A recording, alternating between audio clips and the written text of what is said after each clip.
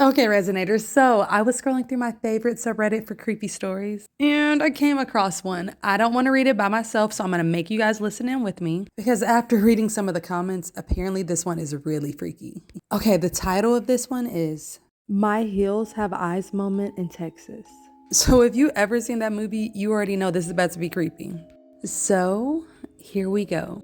In 2010, I was driving from New Orleans, Louisiana to Eugene, Oregon. It was just me, 24 female, and my 2-year-old pit bull in a 14-foot U-Haul truck with everything I owned crammed into the back. At the time, I had a fancy flip phone and my printout of MapQuest directions. Dang, I forgot all about MapQuest. I think the first smartphones actually came out around that time, but I didn't have one. Cell phone service was also much spottier, and there were long stretches through the desert where I had zero service for hundreds of miles. I was driving a lonely stretch of the highway through central Texas when I realized I hadn't seen a town or exit for a really long time, and my giant U-Haul was really low on gas. Just when I was starting to freak out and almost ran completely out of gas, I see a small town coming up. I pull into this town and it's tiny. I was so worried about other things that I never paid attention to the name of the town, but there were only about 6 streets in the whole place.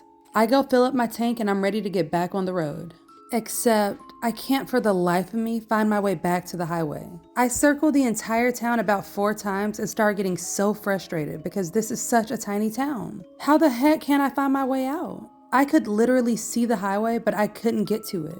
I returned to the gas station to ask for directions. Now, when I first got gas, I paid at the pump and never went in. When I enter to ask for directions, there's a skinny, nondescript guy with black hair hanging down in front of his eyes. Greasy hair that looks like it could use a good wash. He's not particularly creepy, but a little rude. He never really met my eyes. He was looking down at a magazine. Then he gave me directions, but they don't sound right at all. He's telling me to take a road that'll get me to the highway in about 17 miles. For a moment, I'm dumbfounded. Then I point out that I didn't drive that far to get from the highway into town. Why would it be so far to get back to the highway? I can literally see the highway from the town. He is so casual, almost like I'm just an annoyance. He said I can either follow his directions or not. Why should he care? He gives some explanation about the road curving around that doesn't really make sense. He still doesn't look at me. Just said, "Whatever, I gave you your directions," and just waved his hands in the direction of the door. When I got into the parking lot, my whole body started trembling violently and my heart started racing, seemingly for no reason. I get into the truck, and as soon as I put my key into the ignition, I burst into tears. I had the most terrible feeling that no matter how nonchalant he acted, this man had bad intentions. I didn't know what, but I knew right then and there that there was no way that I was going to follow his directions. Yet, this was the only store in this little town, and short of knocking on doors, no thank you, there was no one else to ask for directions. I decided that I didn't give a crap if this town seemed like something dropped out of the Twilight Zone. I was going to drive around until I found my own way out, even if it took all damn night. Then this big red pickup truck pulls up with as much rust as metal, and a quintessential Texan man steps out. Huge, husky, and in a flannel and work boots. Without even thinking about it, I jumped out of my truck and approached him quickly, but cautiously. Looking into his eyes, I saw a kind human being. Or at least I was hoping I did. I asked him if he could please give me directions to the highway.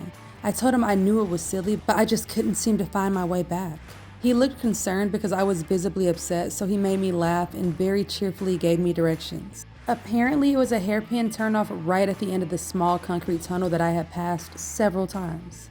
He said it often confused travelers because it was so hard to see and they need to put up signs. With a sinking feeling in my stomach, I asked him how far in miles it was back to the highway.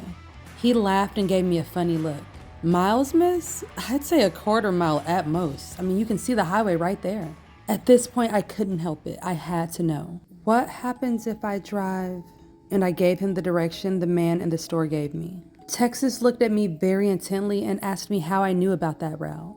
It was pretty far out and usually only locals knew about it. He was quiet for a few minutes and then asked what the attendant looked like. Then he goes to his truck and grabs a raggedy local map from his glove box. Spreading it out for me, he traces the route I described. The way the man at the gas station told me to go was away from town, away from the interstate.